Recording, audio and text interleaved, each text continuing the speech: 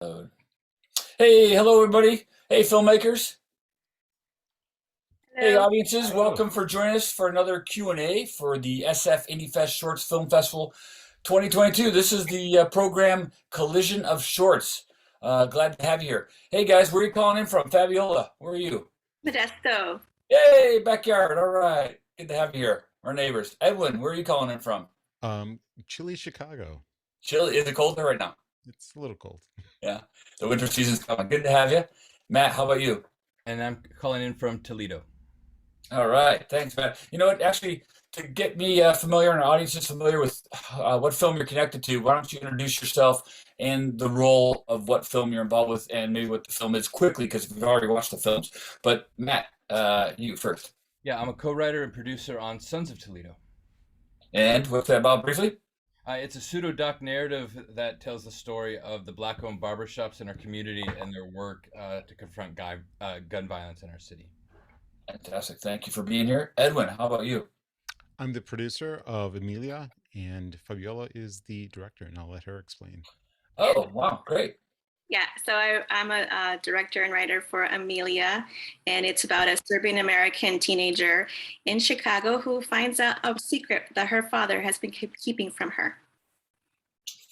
So, Edwin and Fabiola, since I'm on Fabiola, how did this project come about? What was the inspiration? How did you guys get connected? All that good stuff. So we actually went to DePaul University. We were both in grad school there in Chicago, and we just connected. You know, both of us being Latinos and wanting to promote um, work of other Latinos. And so when I started to work on a film that I was working on for grad school, Edwin helped me out producing it. And so then when I wanted to make this project, Amelia, I reached out to Edwin since we had already worked together. Got it. And where did the project come about? That's not a Latina film, if I remember correctly, right? It's Serbian?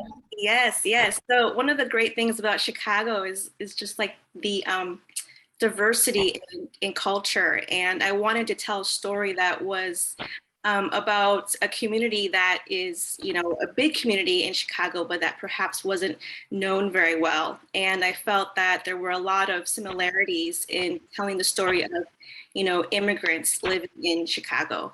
And so I wanted to tell a story about that. Yeah, lovely story. Good film. Well done. Edwin, how did you get involved? Fabiola's a great writer, and this was the second project we got to work on. And so, So that first project went well enough that there was no reservations or no like, I'm busy. No. absolutely not. I love working with Fabiola. We both come from like second generation upbringings, and Fabiola uh, so far is focused on a lot of those narratives, which I personally love. So here we are. Great. And how about you, Matt? What was the start? Did you just you said you were a co-writer? Yeah, yeah. So our project, we're primarily first-time filmmakers. We've been working with um, these black-owned barbershops and their barbers through a particular program where they're working as advocates for men's health in their shops, particularly men of color are putting so much of their effort into taking care of their families, but rarely are they taking care of themselves. And so these barbers have been learning everything from blood pressure, diabetes screening, colon cancer, mental health, immediate first aid, to trying to serve and meet those needs in a space that the men in their community find comfortable and feel enfranchised in. And it's been primarily of centering and sharing those stories. Most of it's been either theater or podcast or these kind of crazy events that are a cross between a hair show and the NFL draft, flipping spaces in and around Toledo that have not always been utilized or even welcoming to these stories. But during the pandemic, that all stopped, and there was a shadow pandemic here in Toledo of a huge spike in gun violence, and these men were being asked to go in and give the final cuts of these young men from their shops that they had taken care of for years, had coached their basketball, AAU football teams. And on all the projects before, we'd say, well, how do we do this? And this time they said, well, we should make a movie. So we set off to learn how to do that as authentically and as efficiently as possible. We hired a BIPOC-led team out of Chicago. That was where my connections were theatrically. We started from a place of listening to make sure that at every step the barbers were in charge of their story. So in some ways I was a typer, that I would sit in the shops and listen, and my work as a theater artist is primarily as an adapter, kind of listening and taking either existing source or true stories or real stories and blending them together in a way that at every step the person who's sharing the story can say, yes, that's it, that's it, that's it. And so we put this together, blending kind of a documentary style with narrative, trying to synthesize these stories all together, and blended funding from community resources to Arts Council grants. And right now in the city, it's both in the festival circuit, but even cooler, we think, is that every barber in the city has access to their phone. Cops have it on their phone. We've had screenings where the barbers and the police force are having meaningful conversations. It's been in every public school. We're teaching playwriting and screenwriting in the prison, and we're showing it there. We have a Supermax prison here, and so it's kind of a different kind of project that came from listening, and we've been really trying to build capacity for this type of storytelling here in Toledo. That's great. That's great. Yeah, I could spend 30 minutes or more just on each individual film here, and but we won't have that kind of time. And both these films, many things stand out for me. I could talk about many things. They're both really authentic. I think, Matt, you wanted to be authentic as possible. Well, you captured that. How do you think you did that? Just by being in the space, in the place, and listening? Yeah. I mean, everyone you see in Sons of Toledo are community members. In the dock sections, those are all barbers who are sitting around and having conversations, and we spent significant time listening and trying to gather that together. And then the entire film, the parts that are narrative, were written plugging into a TV and typing with and for the barbers, so that if anything didn't ring true, and we built enough trust that they said, yeah, that's not it, Matt, or that's it. And then after the ending of the film, when it starts from these kind of portraits and going to the man cutting his brother's hair, and then all these young men, that was after a particularly tough day in the shop, and we weren't sure what to do. And so I wrote a few pages in my car and brought it in, and the barber's like, that's exactly what it feels like. So there's a lot of kind of history truth, there's a lot of story truth, and though I'm listed as a co-writer, the other co-writer and the director, Monty Cole, brought in a really great perspective of how to put things that felt pretty immediate, that we couldn't really quite have the gaze, and then the gaze at what was working, and then the fact that these are all non-actors really helped us make sure that we set them up to have the most success and to feel as confident, courageous, and sharing. Even the lead is a non-actor. Well, now he's an actor, maybe, but is he a non-actor? Yeah. His name's Marcus Temple. He goes by Mark Dog, and that's his shop. Wow. Edwin and Fabiola also very authentic, which kind of surprises me, being from Latina background. Maybe not a first-time filmmaker or film students, but second major film for you guys. How'd you accomplish that? Well done. You mean like how did I? Well, you got great performances. You really seem to get the voice, as far as from my perspective, what I know, it seemed really authentic. Well done. Thank you.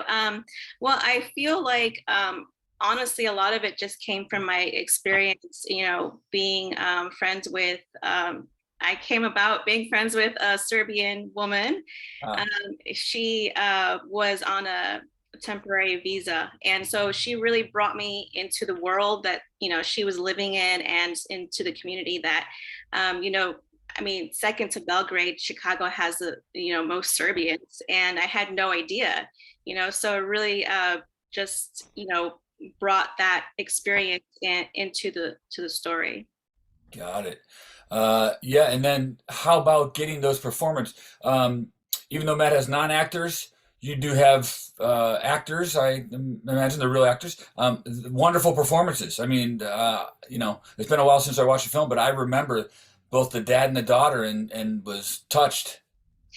Yeah, I got lucky coming Uh-huh. across. I got really lucky. That happens a lot in Yeah, filmmaking. yeah. I really was skeptical of who was going to be like who I was going to come across to try, and play these two characters because it's not easy trying to find a Serbian American or Serbian actor in the And then let alone one that meets your vision or is qualified, so to speak. exactly. And Oscar is he's an amazing actor and he was very supportive from the very beginning. I somehow came across Lara and I just, Oscar's the dad, right? yeah, Oscar plays the dad, and I just got extremely lucky. And it was just like one of those things where it just kind of like came together because it was just meant to be almost. Did you go through many casting auditions? Um, Not really. I had a lot of people, reach out to me, but no one that really fit the role until I just happened to come across, Oscar and Laura emailed me personally because she didn't really have any real acting experience, but she wanted to, she wanted to go into acting. So she was young when she first started, like 14, I think. Um, Wow. yeah, so I did take a risk, with her, but I felt like what I saw in her audition, there was just something about her that I felt was just the right kind of energy that I was looking for in this character. And yeah, again, I got super lucky and Yeah. just grateful that I found them. But sometimes you find out, like in filmmaking, independent filmmaking, the film kind of takes a life of its own and does things it wants to do to be made right or just be made. Absolutely. And then what about their chemistry also? I mean, they get along, they worked well together. See it, I mean, it was really impressive. Yeah, so I will have to really thank Oscar for those performances because I felt like Laura really fed off of um, Hmm.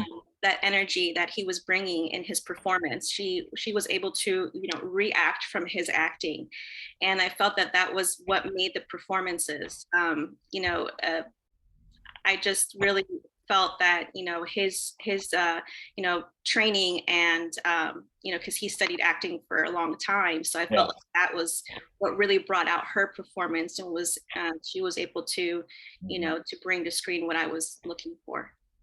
Yeah, amazing. So Edwin, so then what did you do as producer? How did you influence this great little film? What were some challenges for you? Uh, Locations, trying to really find the ideal locations for the setting of the film was really, a challenge at times. Just to, And and there's multiple locations, right? I mean, I think you got the apartment, I think you got school, the party, street, right? Multiple yeah, locations. there's a lot of locations, and I mean, there's even locations that didn't make it into the film. But it's all of the logistics that um, go into making that film. I'm very excited to tackle those. Uh, For the sake of just moving the creative forward. yeah. Yeah, and it's beautiful shots too. Do you find it easy to shoot in Chicago? Is it filmmaker friendly? I feel it's a wonderful city. The wonderful changes of seasons really give it a different sense every 3 4 months. um and it's really, I believe it's a very supportive city for filmmaking. We chose to shoot a great deal of it in um Hermosa, and is it Hermosa? Yeah, Fabiola. yeah, Yeah, Hermosa.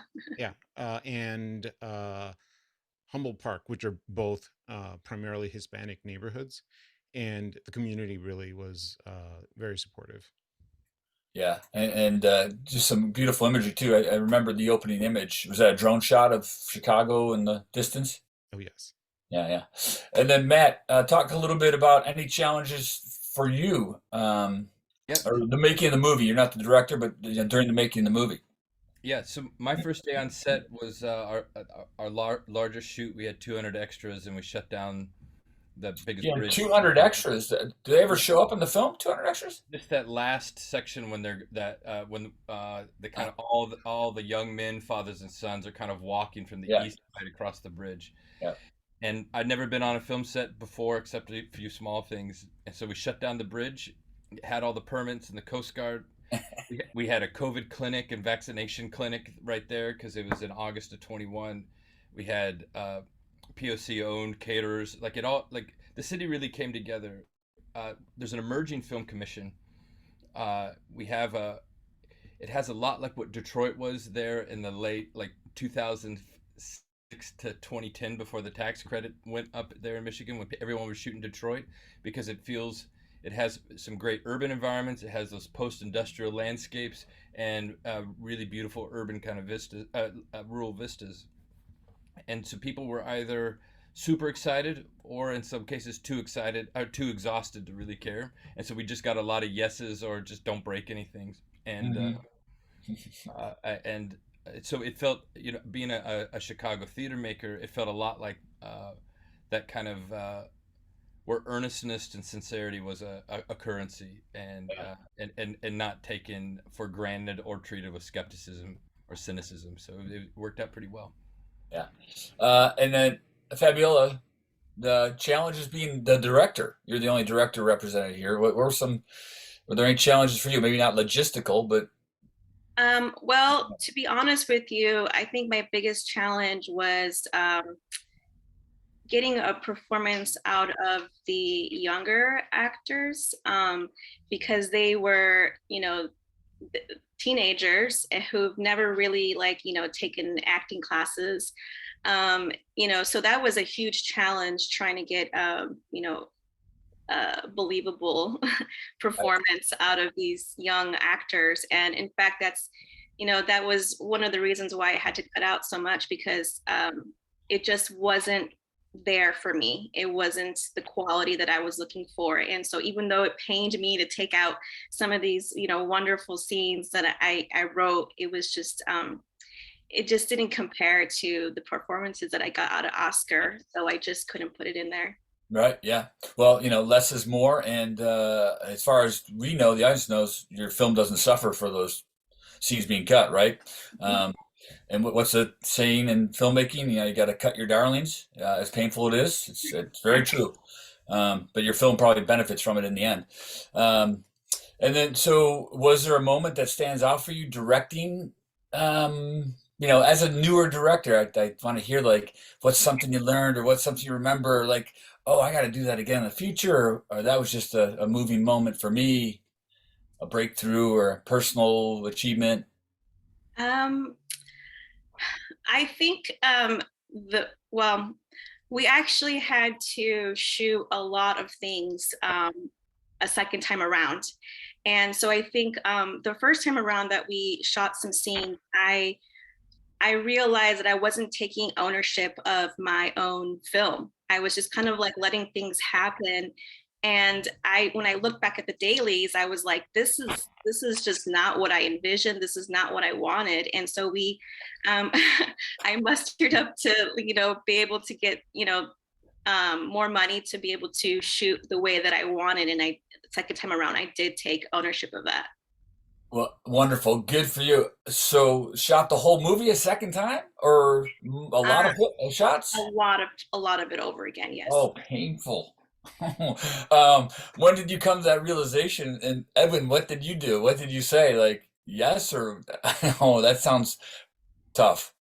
It's it's good to realize that it's not the vision, it's not what she intended. And as a producer, it's like, well, what is the vision that the director has, and how do we achieve it? So once we realized that it just wasn't it, uh recrewing and figuring out how to um make that happen, it was just like, great, let's do it, let's go, let's But you were able to get the resources. I mean, that's the thing that usually prevents continuing or having a second shoot. Yes, there is. I own a production company, Mondo Machine, here in Chicago. So, the sweat equity is really what we're what we had to we had to pay people, but the equipment at least was not that constraint for So it us. was doable, it was possible. Yep. Well, anything is doable. Yeah, sometimes, not in filmmaking. Fabiola, what about like getting the actors back? Well, they And were just so supportive of the whole entire project because it's such a unique, story, and I felt that I think they felt connected to it and just very supportive, wanting to jump back into it. And second time around was just like exactly what I envisioned, exactly what I wanted. fantastic learning opportunity for you. No continuity issues. All the footage. Did you match footage, or you didn't have to? I don't think we had to. Okay. From Okay. what I remember. That is a wonderful learning story. That's great for you too. Uh, so you really came to the sensation like the first time around. You just what were you doing? Just like allowing, like explain that to me. Like what the Yeah. ownership difference was. Well, I was working with a new DP, and he's extremely talented, very very talented, and I think I just kind of like let him take over without even realizing it, because he would say like, "Well, what about this? What about that?" And I'd be like, "Oh, okay, yeah, sure, that sounds good." And Right. it just happened so much that when I looked at the dailies, I was just like 75% of this is just not what I envisioned. Yeah. Wow. Yeah. Wow. And yeah, because with more experience, you got more confidence, more understanding of your vision of who you are, what you want. That's a wonderful learning experience. That's so great to hear. Matt, did you learn anything, whether about filmmaking, about yourself, as a writer, anything like that? We learned a ton. Our director and co-writer Monty Cole from Chicago was incredibly generous and instructive. We had a really great camera department, Candace Majors from Chicago. This first AD and producer, Judy Feblis from Chicago, she really came in and saved the day in a lot of ways. And the film has catalyzed a huge uptick in people coming forward with stories. Barbers know this. A good story begets a good story. And so consequently, we're spending a lot of time listening and writing again in the barbershops, in the prison. We have scripts that, again, where I'm kind of typing with and alongside. That's something I like doing. I like being rendered obsolete by my students, so it makes me kind of a generous and catalyst like co-writer or dramaturg. And those scripts are starting to make their way out west to LA, or doing well in contests like in Austin and Coverfly type things. Cool. So we're learning exponentially. Yeah. Everything's feeling a little faster than we understand, but we had to go fast because some of our funding was tied to getting things done quickly, and there was an urgency that the barbers described it, the city's bleeding. We got to get this out there. We got to tell a story. I know barbershops, not that I go to them many times, but as a source of storytelling, of interaction, communication. And then you talked briefly earlier about like with all these new tools, iPhone cameras, we can go and get the movie out. Is something being lost with the barbershop, with the new communication that, you see younger people nowadays, they go in, they stare at their phone, they interact with their phone, they're not talking in person.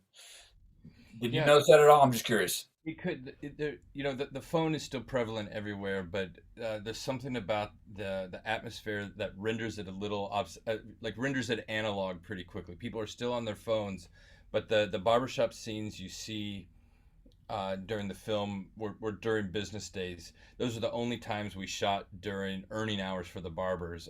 Otherwise, we wanted to make sure we were never competing, so we were in a position to never take from the community that was giving so much for the film.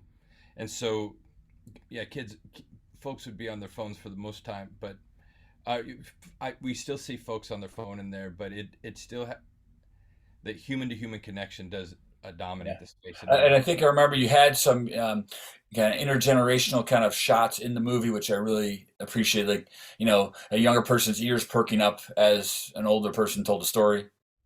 yeah. And there's the interconnected of the community, interconnectivity of the community is really present in the film. The father and his two sons who sing, uh, Marcus who goes in. That's actually not his brother. It's his actual son who raced in after his high school football team. Yeah. He lost a tooth after scoring a touchdown, so we had like a tooth and a cup of milk while he was waiting to go to the emergency room after, to come shoot the movie.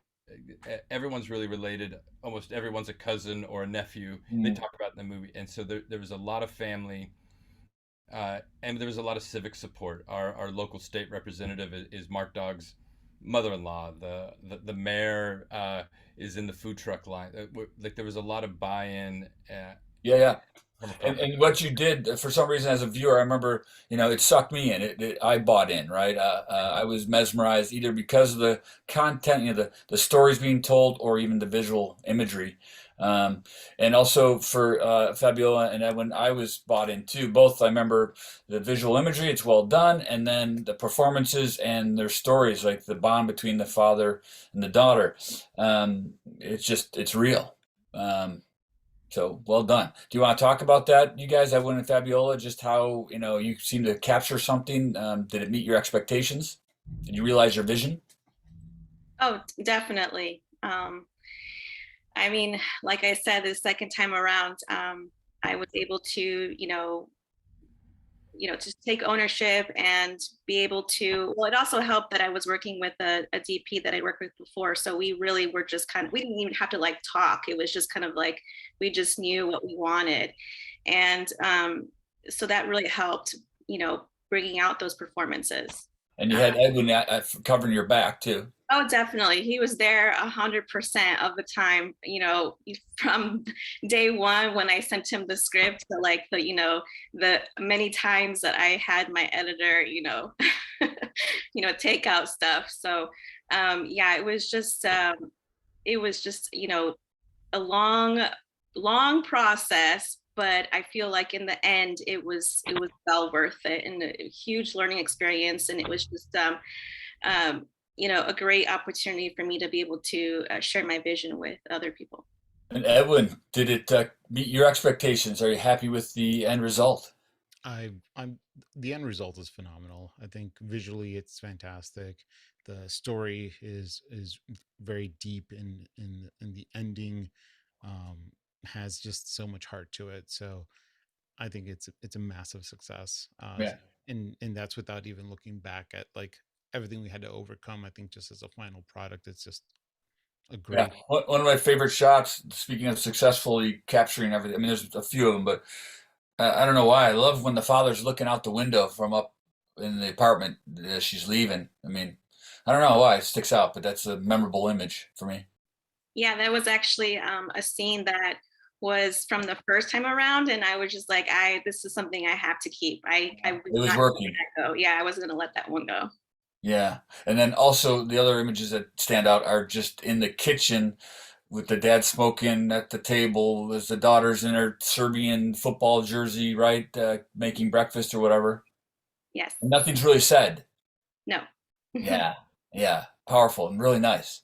And then Matt, for the film, I know you're not the director, but using those, using documentary, and then I think there's kind of like breaking the fourth wall, just silent portraits staring at the camera shots. They're just really strong.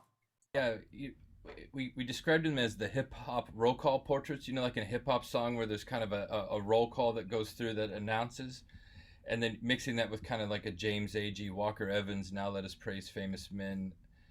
There's this real thing of how to bear witness to the city.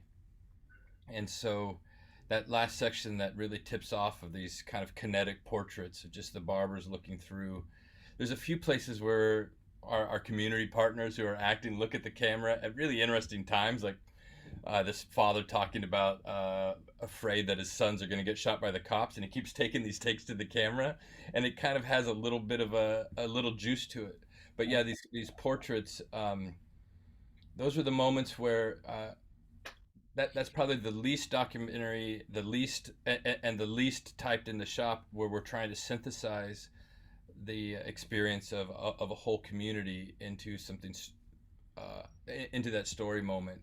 and so there was something about those, and those were present in the script really early on. Mm. For some, and we're not quite sure why they're there, but it was a pretty strong impulse that we think works. Yeah. Mhm. Yeah, well done. We have time for one more, maybe two. Matt, what's something you hope that audiences take away from your film, or what emotional feeling they get from your film, something like that? Yeah, I hope the barbers described the last experience of going into these barber shops, of taking care of these young men, even if they don't know them well, as a type of solemn prayer or something holy, of tending to someone's needs, even if they're not there. And I think that empathetic responsibility, particularly of some of the strongest men I know, having the courage to talk about their feelings while they carry so much weight for their families and their community. I hope there's something in there that is. Richard Ford, Pulitzer Prize-winning author, said, "If loneliness is the disease, then storytelling is the cure." And I think there's a lot of people feeling isolated and alone and lost, and there's no one really explaining or saying. There's a lot of open space there, and hopefully. It's been our experience that the men who made the film and the men who come see it, and the families are finding space where they're feeling a little less isolated, a little less lost or on an island, particularly after 2.5, 3 years of the pandemic. Right on. Edwin, do you hope what audiences come away? What do you hope audiences come away with your film? Hope that after someone watches the film, they um, have a deeper appreciation for the parents. I think that if anything is what I hope people. Can you speak up just a little bit? Yeah, I Good. really hope that people leave the film and feel a deeper connection to their parents, that they uh, just see them as people who are doing their very best, but want everything for their kids. Right on. Yeah, I think I'll call my parents after talking to you guys. Fabiola. I mean, yeah, just kind of going off what Edwin said, I really hope that, second generation children connect to this and see that, it's not just one type of immigrant that, has this experience. It's all of us. And so I really hope that they connect with that. And the other part is just hopefully they get to see the beautiful, sides of the city of Chicago, because that was another character that I wanted to bring into the story. Well, you did it well, all three of you. Well done. We do connect with your films, and they're wonderful little films. I wish I could talk to you more, but thank you for making your movies. Thank you for submitting to our festival and getting into our festival. Congratulations. Thank you. Thank you. Anything you want to add that I didn't give a chance to you to ask or say? Or you good to go? We're great. I think we're good. Well, then, thank you very much. Wonderful films again. Hey, everybody, thanks for watching. Check out more indie films at sfindie.com, and thank you for supporting independent film and independent movie theaters. All right, bye, everybody. Bye. Ciao.